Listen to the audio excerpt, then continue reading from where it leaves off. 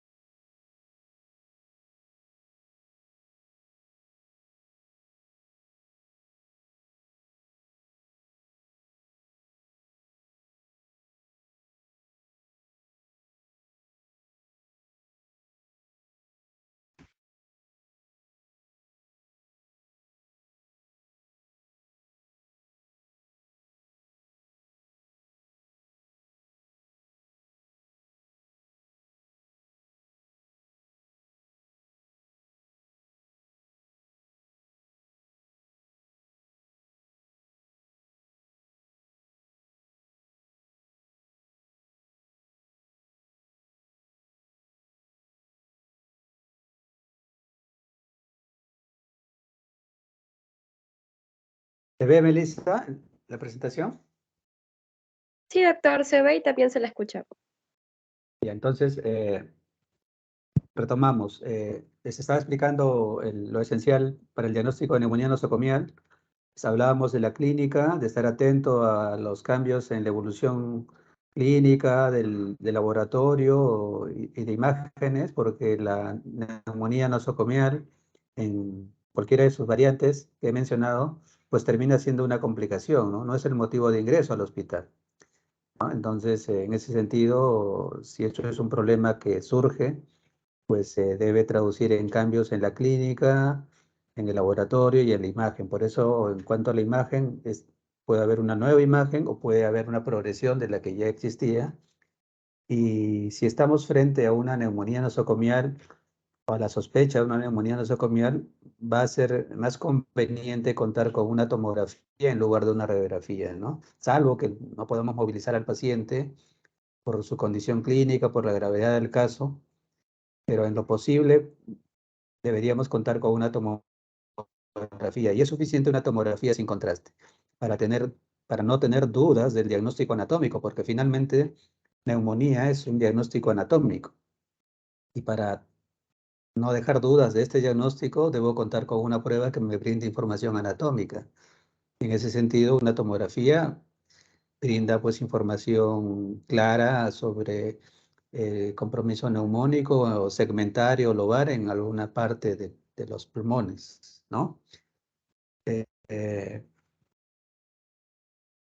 Dicho esto, hay que señalar también pues que esta complicación es la segunda causa de infección hospitalaria, ¿no? Luego de infección urinaria nosocomial, pero es la primera causa de muerte, ¿no? La letalidad, la mortalidad puede llegar a un 50% y esta puede ser mayor incluso en UCI, ¿no?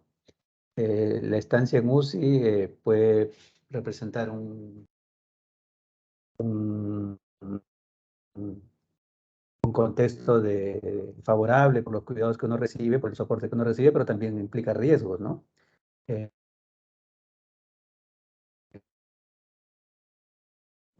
ya que no necesariamente vamos a contar con rapidez de entenderme. relacionado a la neumonía nosocomial. Y volvemos, ¿no?, a la lectura antibacteriana inicial, empírica, pero racional, no a ciegas, ¿no?, con base en la epidemiología hospitalaria o incluso del propio servicio, porque si comparamos la epidemiología de los servicios, bueno, pueden haber grandes variaciones. Entonces, todo ello a tener en cuenta es importante. En cuanto a la patogénesis, ¿qué diferencias hay con la neumonía comunitaria, no? El espectro de gérmenes varía. Hablamos de otros gérmenes, los gérmenes hospitalarios, Pseudomonas, estafilococo, gram negativos sobre todo, ¿no? Respecto a los gram positivos, incluso puede haber una proporción de 4:1, pero eso, como les digo, puede ser muy variable, por eso hay que conocer la realidad local, ¿no? Entonces estamos frente a otro tipo de gérmenes, y no solo otro tipo de gérmenes, sino con una probabilidad de resistencia mucho mayor, multidrogoresistentes, ¿no?, a los antibacterianos comunes, ¿no? Y la condición del paciente puede ser mucho más pobre, porque, como les decía, la neumonía nosocomial es una complicación del hospital, de la estancia hospitalaria, entonces, independiente del motivo de ingreso del paciente al hospital, ¿no? Eh, ya les venía diciendo que un paciente se coloniza rápidamente, ¿no?, al estar 2 o 3 días en el hospital, y esa colonización pasa por el compromiso de las vías aéreas superiores, ¿no? Que es el primer paso para el desarrollo de la neumonía nosocomial. Y tanto como en 48 horas o en 2 días, un 75% de los pacientes graves ya están colonizados en las vías aéreas superiores con gérmenes del hospital. Entonces, por eso es que siempre debemos procurar estancias lo más cortas posibles, ¿no?, para que los pacientes se descolonicen una vez que salen del hospital. Si es necesario, puedan entrar para continuar con el manejo del caso. El- la disminución del pH gástrico también puede promover el sobrecrecimiento bacteriano, y esto facilitar la colonización traqueobronquial, ¿no? Eh, ¿Qué diferencias hay entre la microbiología de la neumonía nosocomial en general de la neumonía asociada a ventilador mecánico? Suelen ser similares, los gram positivos, los gram negativos, Pseudomonas, Enterobacter, E. coli, pero en las neumonías asociadas a ventilador, en esos casos la probabilidad de estar frente a un Acinetobacter es mucho mayor, y también de Stenotrophomonas. Entonces, esos últimos gérmenes pueden ser agentes que hay que tener en cuenta si estamos frente a una neumonía asociada a ventilador. Pero siempre relacionando el tema a la microbiología local. Las imágenes son importantes. Ya les decía que en lo posible deberíamos contar con una tomografía suficiente sin contraste para no poner en riesgo el injuriar al riñón innecesariamente. Hay que hacer el esfuerzo de una aspiración endotraqueal para un cultivo, ¿no?, que este puede ser cuantitativo, y eso me puede dar información sobre el agente involucrado, ¿no? Un hembocultivo también es importante. Siempre que hay fiebre y hay sospecha de infección, debemos procurar un hembocultivo, porque esto incluso puede ser a veces la única fuente de información sobre el agente etiológico, eh, pero también puede representar puede agravar sobrehacer el pronóstico, ¿no? Por un lado puede ayudar en el diagnóstico, pero también la determinación, el hallazgo de un hembocultivo positivo también puede tener una implicancia en el pronóstico del caso.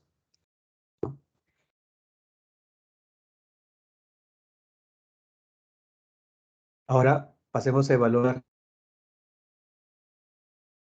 la bacteriana, ¿no? En general, todo paciente que haya utilizado antibióticos en los últimos 3 meses está en riesgo de tener gérmenes resistentes, de infecciones por gérmenes resistentes. También está frente a un choque séptico, hay que considerar la posibilidad de un mayor riesgo de gérmenes resistentes. El haber tenido un síndrome de distrés respiratorio del adulto antes de una neumonía asociada al ventilador también, ¿no? Los días hospitalarios, más de 5 días, ya lo pone uno en riesgo, ¿no? La estancia en un lugar donde más del 10% de los gram negativos sean resistentes también, ¿no? O si no tenemos o no es conocido el patrón de resistencia en el lugar donde trabajemos, ¿no? Por omisión. Pero en particular algún factor de riesgo para Staphylococcus aureus meticilino resistente, ¿no? Lo de la izquierda en castellano y lo del paréntesis en inglés, ¿no? Hay algunos factores de riesgo comunes, la terapia antibiótica en los últimos 3 meses, ¿no? En este caso sí, de manera particular, la terapia de reemplazo renal en el último mes, ¿no? Si esto es así, hay un riesgo en particular para Staphylococcus aureus, ¿no? El uso de agentes supresores del ácido gástrico, por eso usarlo solo cuando hay una indicación clara, un beneficio claro, no en todos los casos, ¿no? Si hay un cultivo positivo o ya ha habido evidencia de una colonización por este tipo de agente en los últimos 3 meses y luego se desarrolla una infección, entonces podemos pensar que hay una relación. O si el paciente está en un lugar donde hay pues más del 20% de estafilococos resistentes, ¿no? También es un dato a pensar en este tipo de gérmenes. Y si hay estas variables, derecho a pensar que tenemos que cubrir este germen.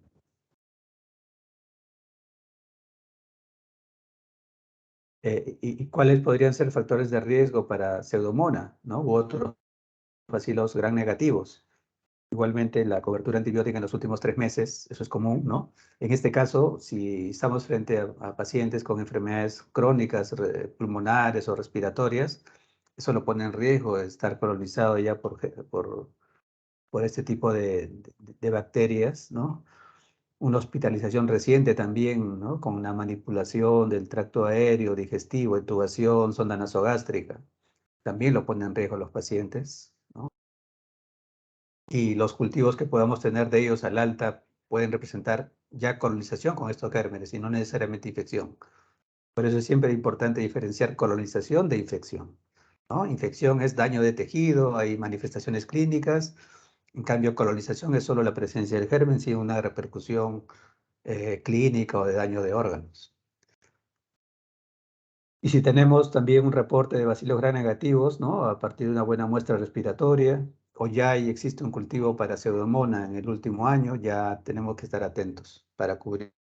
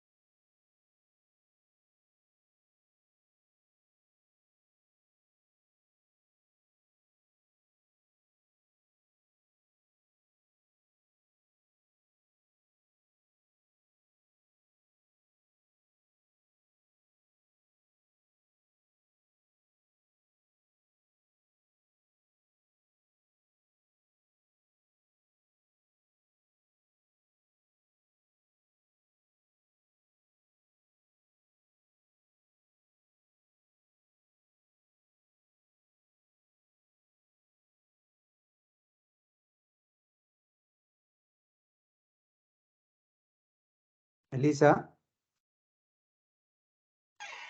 Sí, doctor, ahora sí ya estamos viendo su no sé pantalla. qué está pasando, primera vez que ocurre, pero ¿hasta qué punto habíamos llegado?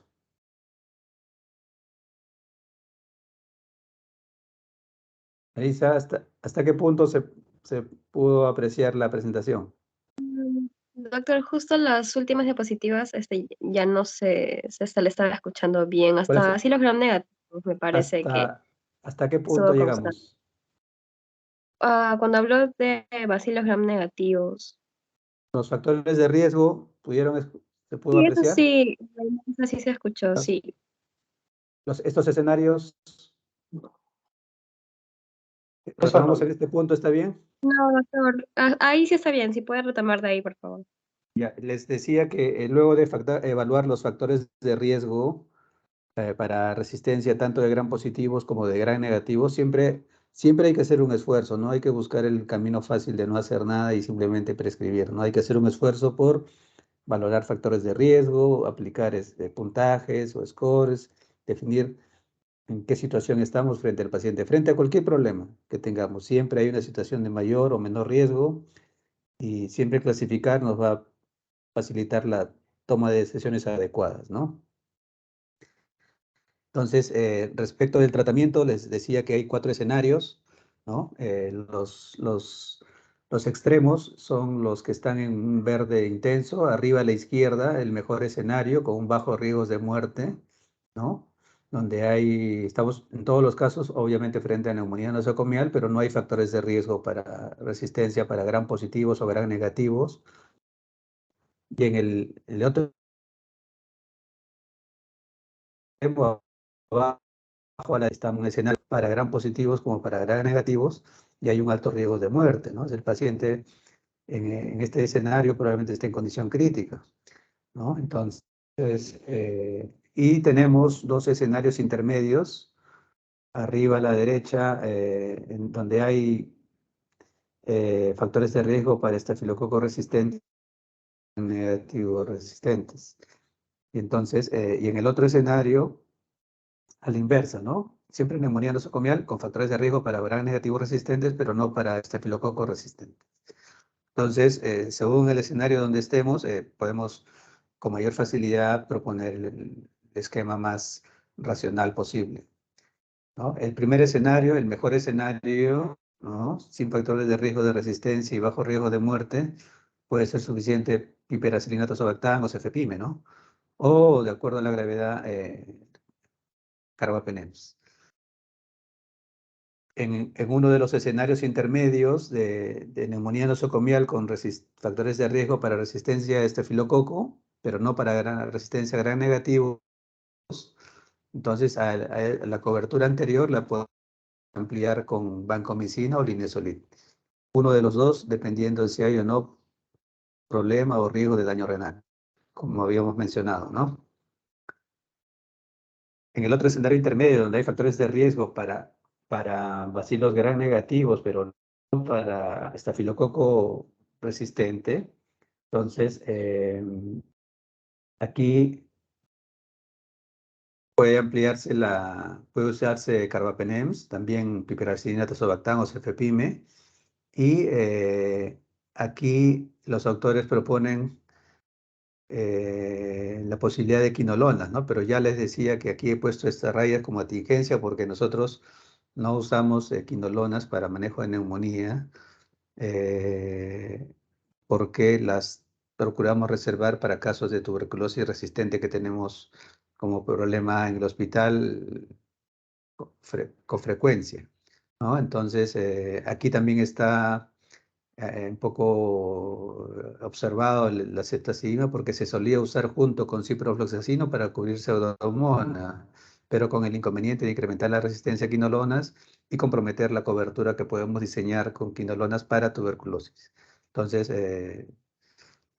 ahora, frente a un escenario de neumonía nosocomial, tampoco, aún cuando quisiéramos y pudiésemos usar quinolonas, ya la resistencia es alta y no son una opción real en nuestro medio, sobre todo, ¿no? Entonces, lo de las quinolonas tienen esa tingencia. Sí podrían agregar aminoglicósidos, pero con mucho cuidado respecto a si hay riesgo de daño renal o no. Y siempre hacer el esfuerzo para tratar de identificar el germen. En el otro escenario, en el peor escenario, ¿no? de factores de riesgo para resistencia, tanto a gram positivos como a gram negativos, entonces ahí probablemente la opción sea usar los carbapenems de entrada o colistina, que amplía el espectro, ¿no? También puede considerarse la posibilidad de usar vancomicina o linezolid de acuerdo a cómo está el riñón. Y si emplean colistina, ya no tienen que considerar la posibilidad de usar aminoglicosidos porque la cobertura es similar, entonces implicaría mucho más riesgo de daño renal, ¿no? Colistina es muy efectiva contra los gram negativos, incluso contra Cinetobacter, pero su perfil de seguridad implica un gran riesgo de injuria renal, ¿no? Entonces, se la usa con mucho cuidado y porque no tenemos otras opciones a la mano. Entonces, pero si el camino es agregar colistina, entonces ya no se incluyen los aminoglicósidos. Ahora, decía que en este escenario el paciente está probablemente en condición crítica y esa misma situación lo pone en riesgo al paciente de injuria renal. Entonces, agregar un aminoglicósido implica también riesgo. Siempre hay que considerar la efectividad y la seguridad. La seguridad es tan importante como la efectividad. Entonces, de lo que se trata es de poner en el menor riesgo posible al paciente, ¿no?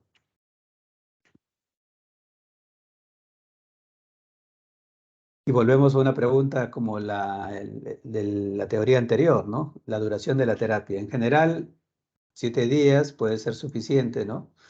Y si la evolución es consistente con una buena respuesta clínica, ¿no?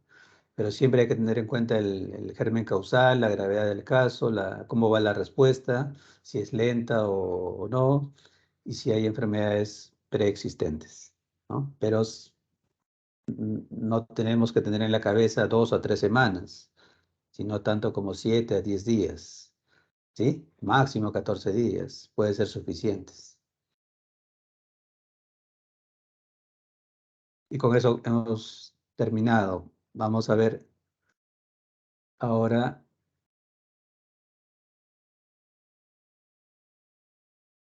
sus preguntas y comentarios.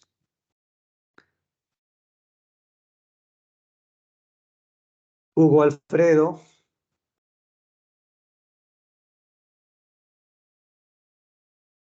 Sí, doctor. hola, ¿alguna pregunta, comentario? Sí, doctor, usted señaló que hay que hacer los esfuerzos para identificar el agente bacteriano Sí. eh, y también mencionó que es bastante improbable contar con la identificación de la bacteria causal al inicio. Entonces, ¿cómo podríamos hacer para lograr esa identificación? Más aún si estamos en un hospital en el cual no encontramos pues o no tenemos las herramientas para poder lograr esa identificación tan importante. ¿Cómo podríamos hacer? ¿A qué te refieres con no contar? ¿No contar con qué, por ejemplo? Digamos que viene el paciente ¿No cuentas con y qué? no se encuentran pues con los reactivos en el hospital, ¿A qué reactivo te refieres, Hugo? a los reactivos que vamos a requerir para poder identificar ¿Cuáles? la bacteria. Bueno, ¿Cuál? digamos que se mande un cultivo y no está disponible el laboratorio en ese momento. A eso me refiero específicamente, ¿no? No precisamente un reactivo en particular, sino, digamos, viene el paciente y requerimos identificar la bacteria causal al inicio, ¿no? Estamos hablando de dos muestras. Sangre, si hay fiebre, tienen que Hay tomar fiebre. muestra de sangre para el cultivo. Y obviamente una muestra de secreción respiratoria, ¿no? Si el paciente puede expectorar, toman muestra de esputo. El GRAM, puede ser una guía, si la muestra es adecuada, el GRAM puede ser una guía para plantear la cobertura antibiótica y el laboratorio de microbiología debe trabajar 24 horas, ¿no? Entonces, si no trabaja 24 horas, es una cuestión de organización del hospital. Y si no hay laboratorio de microbiología, obviamente, pues no se debería llamar hospital, ¿no? Entonces, Yo se lo digo, doctor, por un caso particular que yo vi antes de la pandemia, en el cual lo primero que se hacía con este tipo de pacientes es que venían con estos problemas respiratorios y hacían fiebre y todo, y toda la clínica clásica de una neumonía. Lo primero que se hacía era nada más darle la piperacilina tazobactam y sin hacer ningún tipo de hemograma ni ningún tipo de examen de esputo. Y lo mantenían con esta terapia durante una semana, 2 semanas, y el paciente no mejoraba, ¿no? Entonces, yo creo que ahí ha habido un error, más que nada por esta parte, ¿no? En la que usted señala que hay que identificar la bacteria causal al inicio antes de mandarse a dar este tipo de antibiótica terapia, ¿no? Y se lo digo precisamente de un hospital, que es el hospital Loaiza, ¿no? En el cual sucedió este caso y a mí me pareció curioso, ¿no? Que no se actuó de acuerdo a lo que usted señala acá, ¿no? claro, Que hay que identificar la bacteria causal al inicio, ¿no? Y el paciente claro, al final quizá terminó no, falleciendo, el paciente, ¿no? así es, quizá no, este escenario de la epidemia no sea el mejor ejemplo, por todo lo que ha ocurrido, por lo nuevo que ha sido. Pero fuera de ese escenario, si se actúa así, obviamente es criticable de todo punto de vista, ¿no? Pero teníamos una alternativa. Obviamente se trataba de no exponer al personal, ¿no? ¿Cierto? Pero tomando las precauciones siempre se podría hacer. Ahora, ahora que ya conocemos un poco más esto, el 60% de los casos de COVID hospitalarios, COVID moderados, graves, se comportan con leucocitosis, ¿no? A diferencia de la presentación de la COVID en otras regiones como el Oriente, en China, donde más bien la presentación de la COVID se acompañaba de leucopenias, ¿no? Entonces, esa leucocitosis al ingreso de los pacientes con COVID al hospital, pues hacía pensar que había una coinfección bacteriana y quizá eso podía justificar el uso de antibacterianos, ¿no? Eh, pero existe otra herramienta que podría habernos ayudado para trabajar racionalmente, el uso de procalcitonina, ¿no? Entonces, se ha documentado que en los casos de COVID hospitalarios, hasta un 15% de procalcitoninas positivos se podían obtener. Entonces, pero el uso de antibióticos pudo haber sido mucho mayor. Si les digo que ya la leucocitosis con linfocitopenia relativa llegaba pues a un 60%, entonces estamos hablando de un 60 versus un 15%, donde sí el uso de antibiótico podría tener una justificación. Entonces, es lo que se propuso, ¿no? Al inicio, al ingreso a los pacientes hospitalarios, le hacemos un perfil de ingreso de laboratorio, ¿no? Para ver sus factores sus variables de riesgo. Y en ese caso, en ese caso, en ese caso,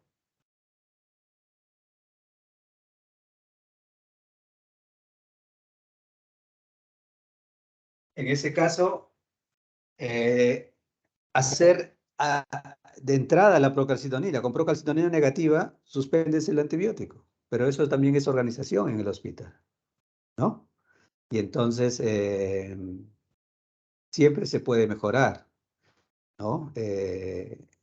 Y siempre se puede hacer el esfuerzo, no recurrir al facilismo de solo indicar y escribir, ¿sí? Entonces, y si hay, y si hay alguna limitación, pues escribirla en la historia, ¿no? Yo intenté hacer, busqué y no se pudo, lo registras en la historia, ¿sí? Hay un trabajo que publicamos sobre los factores de riesgo de muerte en pacientes con COVID hospitalarios.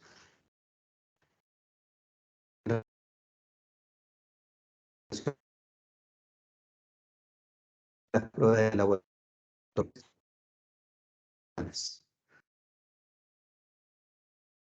y a ver si se los comparte para que lo tengan presente. ¿Ok? Hugo, Sí, doctor, el caso que yo le ¿está bien? mencionaba era... Sí, sí, claro, está claro. Pero el caso que yo le mencionaba era un caso que era antes de la pandemia, ¿no? O sea, antes de que ocurriera todo esto, ¿no? Y ahí lo que yo vi, más que nada, es que el residente, lo primero que hizo un residente de primer año de medicina interna, porque no había cama en neumología, lo primero que hizo fue darle piperacilina tazobactam, lo tuvieron 2 semanas. A la tercera semana recién se apareció de infectología un especialista y nunca le hicieron ninguno de los cultivos y el paciente fallece a la cuarta semana. Porque no se hizo Ya. esta identificación al inicio, ¿no? Igual pasa en otros temas, ¿no? Tengo una pancreatitis aguda, un caso de pancreatitis aguda y de frente tomografía. Y no todas las pancreatitis agudas deben ir a tomografía. Entonces hay que hacer un poco más de esfuerzo. A veces nos sentamos en el facilismo y no trabajamos, ¿no? En ese caso hay que valorar qué factores de riesgo tiene para cármenes resistentes. ¿Qué historia tiene ese paciente? Por lo menos eso. Y luego una muestra de esputo. Y si no hay esputo, por lo menos un aspirado de muestra traqueal, ¿no? Y si hay fiebre, un hemocultivo. O sea, hay pruebas dirigidas a definir el fisiopatológico, hay pruebas para definir el anatómico y hay pruebas para definir el etiopatogénico. Y no solo es y la terapéutica es para los 3 niveles, ¿no? Entonces, tiene que estar muy claro eso y tienen que ver qué lado siguen, el lado bueno o el lado malo de la práctica clínica. ¿Sí? Sí, doctor, ya para cerrar, más que nada, la tomografía se programó para la quinta semana, cuando ya el paciente había fallecido a la cuarta semana. Bueno, llegó tarde la tomografía, o llegó tarde tomar las decisiones en su momento, ¿no? O tal vez el médico que veía a este paciente, o tal vez el residente, no tomaron atención en una clase como esta, ¿no? Eso sería todo, doctor. Gracias.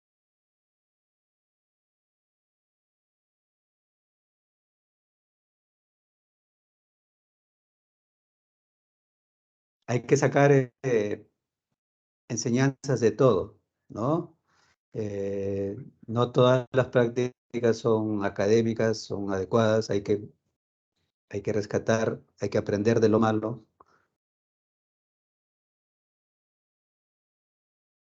y no se repita. ¿Sí? Sí, doctor, gracias. Yo mira,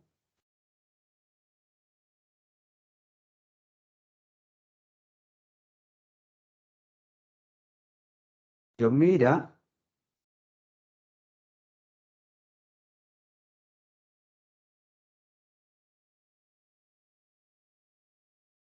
Sí, yo doctor. mira. Hola, ¿alguna pregunta o comentario? No, doctor. Rosario, Sí, doctor, buenas tardes. bueno, ¿alguna pregunta o comentario? No, doctor, todo me ha quedado claro. Rosa Maritza, Buenas tardes, doctor. ¿sí? ¿Algo? No, doctor, todo claro, gracias. Bien, Renzo, Eduardo,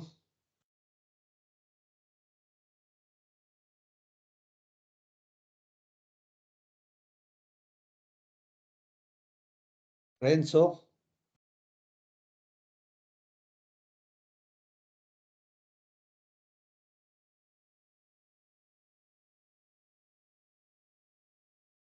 Melissa, Doctor, ¿me Melissa, escucha?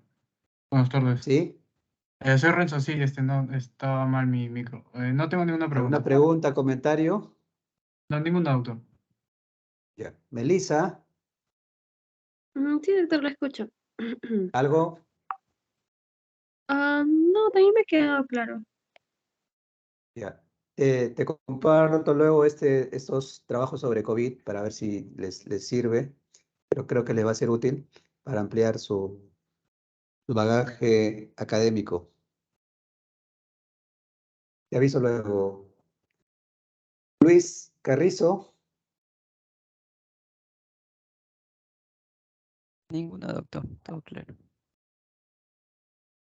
Luis Martín,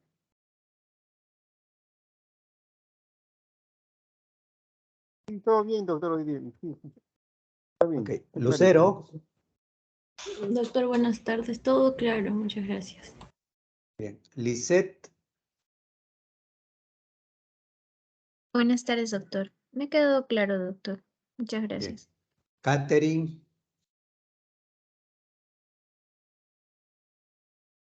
Catherine,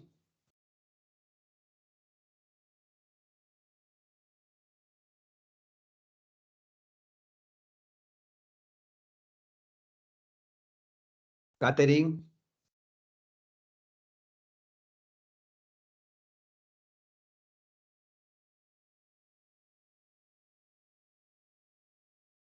Catherine,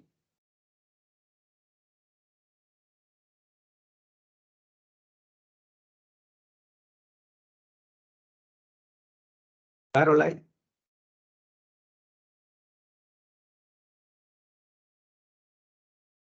Sí, doctor. No, todavía sí me quedó claro la clase por ahora. bien. Jocelyn, Astor,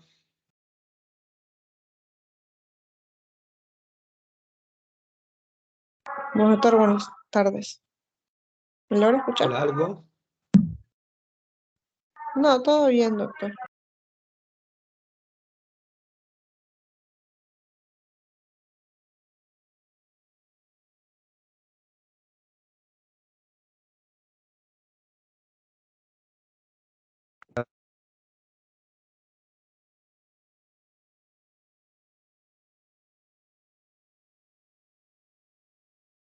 Joaquín, Presente, doctor, buenas tardes. No hola, tengo nada. algo. No, doctor, está claro. Ya. Ingrid,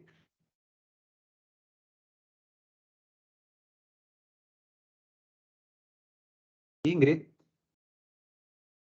Doctor, buenas tardes. Todo claro, gracias. bien.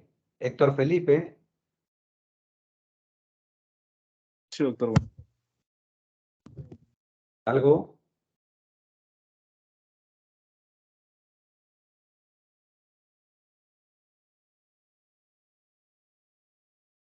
Héctor, algo. Sí, doctor, se me... ¿Aló? ¿Cómo? ¿Aló? ¿Se me escucha? ¿Aló? ¿Tienes alguna pregunta, comentario? Todo me, todo me quedó claro, doctor. Sí, Samuel, Doctor, todo está claro. bien.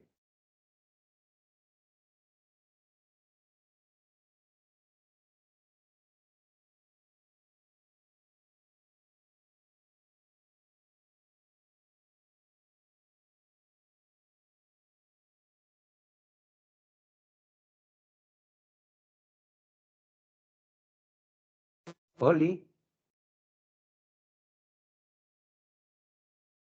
Sí, doctor, lo escucho. algo, una pregunta, comentario.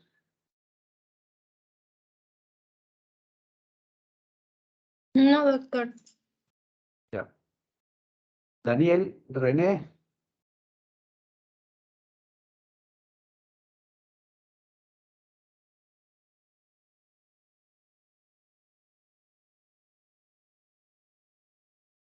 Daniel,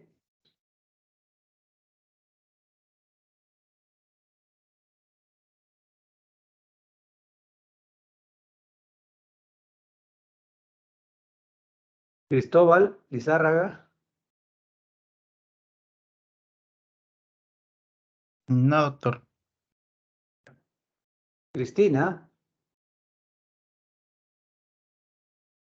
Sí, doctor. Todo claro.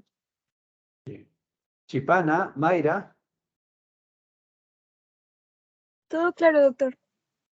Bien. Jocelyn, Chinchay. Claro, doctor. Gracias. Diego, Becerra. Sí, doctor. Buenas tardes. Sí tengo una ¿Algo? consulta. Sí. Sí, doctor. Bueno, hay un orden exacto para poder aplicar las vacunas de neumonía. Ya estamos en otro tema, pero no hay un orden. El tema es que en acuerdo con el paciente puedes cubrir todas las vacunas, ¿no? Que hemos mencionado. ¿Sí? Sí, doctor. Gracias. Arias, Carguás, Todo claro, doctor, gracias. Arbieto, Todo claro, doctor, buenas tardes. ANEF, Sí, doctor, no tengo preguntas. bien. Analí, Doctor, todo claro. bien. Albeniz, Doctor, buenas noches. Doctor, en relación en la parte que nos habló justo de la toma de decisiones, nos habló de pacientes con alto riesgo de muerte y los que, bueno, los que no presentan, ¿no?, alto riesgo de muerte. En este caso, doctor, para evaluar el riesgo de muerte, se usaría, imagino, algo diferente del CUR 65, porque creo que eso se usaba para neumonía adquirida en la comunidad, ¿no? ¿Hay alguna escala o es simplemente valoración médica? siempre se puede emplear una escala. Cuando ingresan a UCI, por ejemplo, aplican un score de mortalidad más amplio, el Apache, por ejemplo, pueden haber otros. Igualmente lo pueden aplicar en salas de medicina en el área de delicados, ¿no? Pueden aplicar más allá del CUR, ¿no? El CUR es como para emplearlo en consultorio, en el triaje de urgencia, ¿no? Pero ya un paciente hospitalizado, cuando se presenta un nuevo problema, como puede ser el caso de una neumonía nosocomial, revalora, replantean su...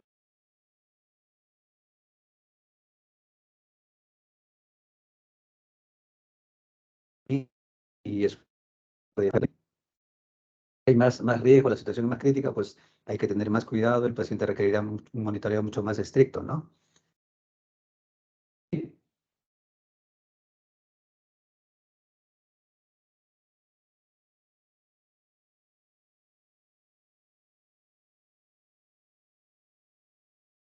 Consultar a los de UCI a ver si el paciente puede ser candidato a ser trasladado a esa área, ¿no? Ahora, si no está en UCI, no quiere decir que ya va a recibir manejo de UCI, es la mentalidad de UCI.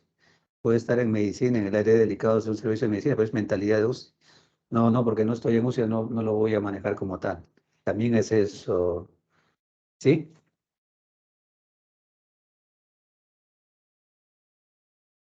Albeniz. Sí, doctor. Okay. Almeida. Todo claro, doctor. Gracias. Okay. Adriana. Todo claro, doctor. Ok. Pablo Hacho. Todo claro, doctor. Bien. Entonces, Melissa, terminamos. Sí, doctor, eso sería todo de las teorías, ¿no? Y el jueves sería el seminario. Sí, el seminario igual a las 4 no hay problema, ¿no?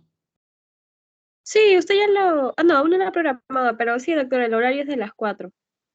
Ya, a las 4, de 4 a 5 el seminario y de 5 a 6 es la evaluación del seminario. Entonces, al inicio del seminario les explico en qué consiste la evaluación y esperamos que todo vaya bien. ¿Sí? Ya, doctor, está bien. Nelia, Sí, doctor. abrimos una conexión aparte en unos minutos. ¿Sí? Te aviso. Está bien, Para doctor, coordinarlo del gracias. seminario. ¿Sí? Gracias. Ok. Muy bien, entonces cierro. Te aviso, Melissa, del